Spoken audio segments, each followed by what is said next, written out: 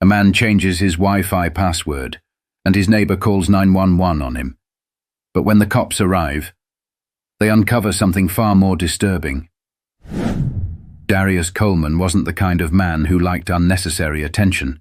He worked from home, kept his yard neat, and only ever spoke to his neighbors when necessary. For the most part, people left him alone, which was exactly how he liked it. That was until one simple decision put him under a microscope.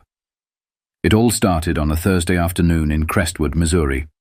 Darius had just wrapped up a long morning of work and decided to take a break by checking his internet speed.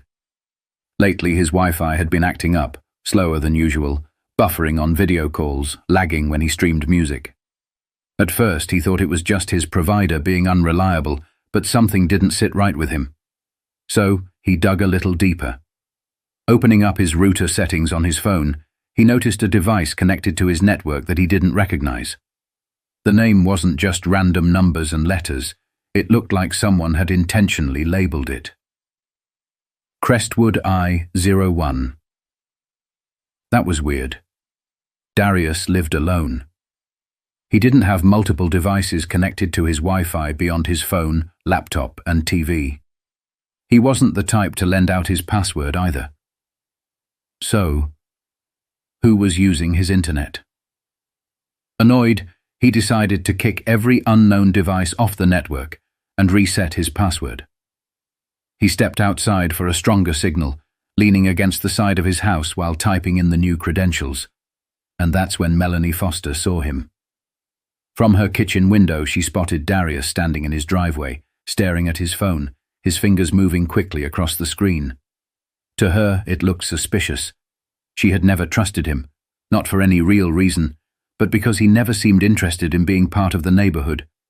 He didn't come to block parties. He barely spoke to anyone. And now, here he was, standing outside, messing with something on his phone. Her mind jumped to the worst conclusion. He was hacking. She didn't know what or why, but she felt it in her gut. Something wasn't right. Before she could talk herself out of it, she grabbed her phone and dialed 911. Yes, I need to report something suspicious. My neighbor, he's outside doing something with his phone. I don't know what it is, but it looks off. Can you send someone to check it out? The dispatcher asked a few questions, but Melanie didn't have real answers. She just kept repeating the same thing. He's up to something. I just know it. The police were on their way. And Darius? He had no idea his quiet afternoon was about to turn into a full-blown investigation. But what neither of them knew was that the real danger had nothing to do with Darius at all. Darius had just finished updating his Wi-Fi password when he heard the sirens. At first he barely paid attention. Maybe they were headed somewhere else. But then he saw the squad car slow down and stop right in front of his house. Two officers stepped out. One was a tall, broad-shouldered man with sharp features, Detective Luis Navarro. His partner, Officer Brielle Carter, had a more compact frame but carried herself with a quiet authority. Darius let out a slow breath. Here we go. He didn't move from his spot as the officers approached. Navarro's hand rested near his belt, not on his gun, but close enough to send a message. Sir, Navarro called out, voice steady. We got a call about some suspicious activity. Mind telling us what you're doing? Darius frowned, glancing between the officers. Suspicious activity. He was standing in his own driveway. I'm changing my Wi-Fi password. His tone carried a hint of confusion, but he kept his voice calm. He knew how these things could escalate. Navarro exchanged a quick glance with Carter before looking back at Darius. Do you live here? Darius almost laughed. What kind of question was that? His car was in the driveway. His name was on the mailbox. Yeah, he said, crossing his arms. I've lived here for 3 years. Before Navarro could respond, a voice cut through the air. He's lying. Darius turned, and there she was. Melanie Foster, standing on her porch, arms folded, watching everything like she was the neighborhood security guard. He's always outside doing something, she continued. Messing with his phone, looking around like he's watching people. Now he's out here, standing in the same spot for 10 minutes, just tapping away. Darius couldn't believe it. Was she serious? I was on my router settings, he said flatly. Because someone I don't know has been using my Wi-Fi. Melanie scoffed. Oh, sure, and I'm supposed to believe that. Navarro turned to her. Ma'am, do you have any evidence that Mr. Coleman has done something illegal? Melanie hesitated, because of course she didn't. She just had a bad feeling. I don't know, she admitted. I just think you should check. Navarro exhaled, his patience thinning. He turned back to Darius. Sir, would you mind if we take a quick look at your router settings, just to clear this up? Darius clenched his jaw. He shouldn't have to prove anything, but he also knew how these situations could spiral out of control. Fine, he muttered, unlocking his phone and pulling up the settings. Here, take a look. Navarro leaned in, eyes scanning the list of connected devices. And that's when his expression changed. Because there it was, Crestwood I-01. Who owns that device? Navarro asked. Darius shook his head. Not me. Officer Carter stepped in, eyebrows raised. So someone's been using your Wi-Fi without permission? Darius nodded. And I don't think they were just stealing internet. Look at the connection logs. It's been running non-stop. Someone's been watching. Navarro's posture shifted. This wasn't just a petty neighbor dispute anymore.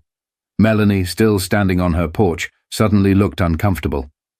Wait, what do you mean, watching? Darius turned to her, eyes cold. I mean, someone has been spying, and they might be watching all of us. But the real question was, who? Silence settled over the front yard. The weight of Darius's words hung in the air. Melanie, who had been so sure she was the one in the right, suddenly looked uneasy. Spying. That wasn't what she expected to hear. Navarro straightened up. All right, he said, voice more serious now. Let's get inside. I want to see exactly what we're dealing with. Darius didn't argue. He led the officers into his house, his frustration simmering just below the surface. He hadn't done anything wrong, yet here he was, being treated like a suspect in his own home. Melanie hesitated before following. She wasn't sure why, but something told her she needed to hear this. Once inside, Darius placed his phone on the dining table and mirrored the router settings onto his laptop screen. The device list appeared. There it was again.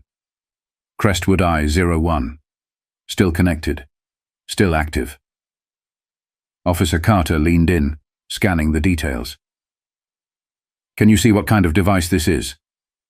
Darius clicked around, his fingers moving fast. I can't tell exactly, but... He opened the activity logs and froze. Navarro noticed the shift in his face. What is it? Darius's throat went dry. It's been accessing camera feeds. The room went dead quiet. Melanie blinked. I don't understand. What camera feeds? Darius's fingers hovered over the keyboard. Mine. He turned the laptop around. My home security cameras. Someone's been logging in and watching my live feeds. Carter's expression tightened. You're saying someone has been spying on you through your own security system? Darius exhaled sharply. That's exactly what I'm saying. But then, his stomach dropped. Because the more he scrolled, the more he realized it wasn't just his cameras. His system had flagged multiple IP addresses. Some of them belonged to his network, but others, different homes. Oh, this is bad, Darius murmured.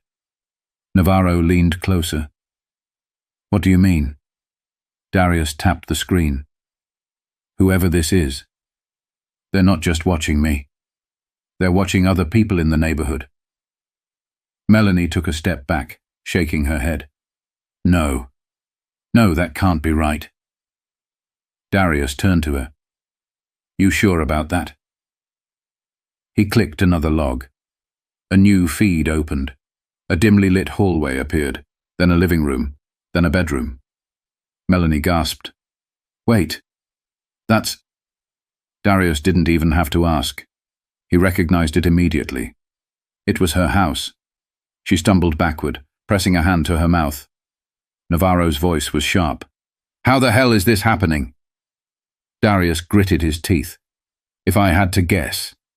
Someone in the neighborhood set up a fake network, a Wi-Fi signal that looks like a normal connection. People unknowingly connect to it, and once they do, their devices get compromised. Carter's face darkened. You mean a man-in-the-middle attack? Darius nodded. Exactly. Melanie's voice shook. So you're saying someone's been, what? Watching me? My family? Darius's eyes didn't leave hers. That's exactly what I'm saying. She sank into a chair, her hands trembling. Oh my God. Navarro's jaw tightened. All right, we need to figure out who's behind this, and fast. But what none of them knew was that the person responsible was a lot closer than they thought. Detective Navarro wasted no time. He pulled out his radio and called in for cybercrime support. This is bigger than we thought, he muttered to Officer Carter. If someone's running a surveillance network, they're not just invading privacy, they're committing a felony. Carter nodded, her expression serious. And if we don't stop them now, who knows how far they've already gone? Darius, still seated at his laptop, was already digging deeper. He wasn't a hacker, but he knew enough about network security to trace where the data was being sent. He opened the IP logs and froze. Wait. This can't be right. Navarro looked up. What? Darius turned the laptop screen so they could see. The data isn't going to some random server. It's being sent to an address right here in the neighborhood. Melanie's eyes widened. You mean someone close by is behind this? Darius nodded. It's coming from a house just a few doors down. Navarro's expression darkened. Can you pinpoint exactly which one? Darius worked fast, cross-referencing connection timestamps with signal strength. Within minutes, he had a match. His stomach dropped. He recognized the address. Melanie did too. No, she whispered, shaking her head. That's... Darius cut her off, voice cold. That's Brandon's house. Brandon Foster. Melanie's own nephew, a 22-year-old college student who had moved in with her a few months ago. He was quiet, always on his computer, barely socialized. Now, suddenly, things were making a whole lot of sense. Melanie's face went pale. No, that doesn't make any sense. Brandon isn't... He wouldn't... Carter stepped in. We need to talk to him. Now. Melanie hesitated. She didn't want to believe it. But deep down, something in her gut told her it was true. I'll take you to him, she murmured. Darius stood. I'm coming too. Navarro gave him a sharp look. No. You stay here. Let us handle this. Darius clenched his jaw. He hated sitting back when he was the one who uncovered everything. But he also knew pushing back wouldn't help. Fine, he muttered, but you'd better get the truth out of him. But the truth? It was even worse than they imagined. Melanie's hands shook as she led Navarro and Carter down the street to her house. Every step felt heavier than the last. Brandon? The kid she had taken in? The one she helped through school? It couldn't be him. And yet, deep down, a voice in her head whispered, "What if it is?" She opened the front door, calling out, "Brandon, can you come downstairs for a minute?" No answer. Navarro exchanged a look with Carter before stepping inside. "We're going up." Melanie didn't argue. She just wrapped her arms around herself, her breath unsteady. They climbed the stairs, reaching Brandon's bedroom door. It was shut. No sounds inside. Navarro knocked hard. "Brandon, this is the police. We need to talk." Still nothing. Then, the sound of movement. A chair scraping, footsteps. Carter's hand hovered over her gun. "Open the door, now." Slowly, the knob turned. The door creaked open, revealing Brandon Foster. He looked startled, nervous, eyes darting between Navarro, Carter, and his aunt. His hands fidgeted at his sides. "What's going on?" he asked, voice tight. Navarro studied him. "We have reason to believe you've been accessing private security cameras in the neighborhood. You want to explain that?" Brandon's face barely flinched, but his fingers curled slightly, like he was gripping something invisible. "What? That's crazy," he scoffed. "I don't know what you're talking about." Carter wasn't buying it. "Mind if we check your laptop?" His jaw tightened. "You don't have a warrant." Navarro stepped closer. "Brandon, we can get one. But right now we're giving you a chance to tell us the truth before this gets worse." A long, tense beat. Then, Brandon exhaled. "Look, He ran a hand through his hair. "I wasn't doing anything illegal, okay? Navarro cut him off. "Then why is your IP address linked to a network breach involving multiple homes?" Brandon froze. Melanie's voice broke. "Brandon, please, tell me you're not involved in this." His eyes darted to her, and for the first time his mask cracked. "I didn't mean for it to get this far," he muttered. "It started as a joke. I wanted to see if I could get into someone's Wi-Fi, just to mess with them." Navarro's voice was sharp. "So you admit you hacked into the network?" Brandon hesitated. Then he nodded. Melanie's breath caught in her throat. Brandon kept going, voice faster now. "It was just supposed to be a prank. But then I saw the security cameras, and I got curious." Carter's eyes narrowed. "Curious? Or obsessed?" Brandon didn't answer. Navarro's patience ran out. "How many people have you watched?" Silence. Then his voice dropped. "I don't know."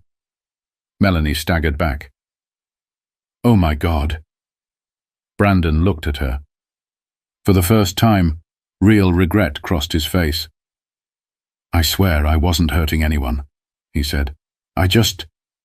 Navarro didn't let him finish. "Brandon Foster, you're under arrest for unauthorized access of a computer network and unlawful surveillance." Brandon went pale.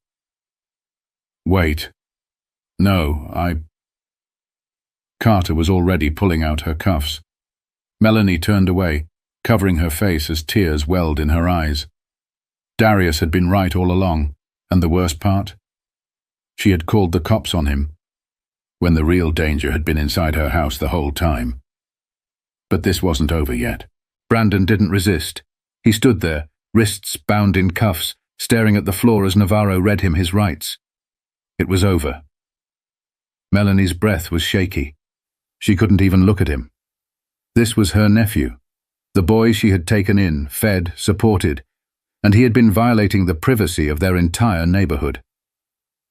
Navarro guided Brandon toward the door, but before stepping out, he turned to Darius, who had been watching from the sidewalk. "You were right," Navarro admitted. "If you hadn't caught this, we might have never known." Darius didn't say anything at first. He just let out a slow breath, looking between Brandon and Melanie. Then finally he spoke. "You know what's crazy?" His voice was calm, but the weight behind it was unmistakable. I was out here minding my business, changing my own Wi-Fi password, and yet somehow I was the one who got the cops called on me. Melanie flinched. She had no defense, because there was none. I was wrong, she murmured. I made an assumption, and it was completely unfair. Darius let that sit in the air for a moment. Then, shaking his head, he turned toward his house. I don't need an apology, he said over his shoulder. Just do better.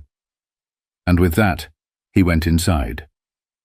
Navarro and Carter exchanged a look before leading Brandon toward the patrol car. Melanie stayed behind, standing alone in the middle of the street. The truth had been right in front of her all along, but she had been too busy looking at the wrong person. And that mistake? It would haunt her for a long, long time. Assumptions have consequences. Jumping to conclusions based on bias or paranoia can ruin innocent people's lives, while the real danger goes unchecked. Instead of making judgments without evidence, take a step back. Observe. Listen. The truth might not be what you expect. If you found this story eye-opening, share it. You never know who needs to hear this lesson today.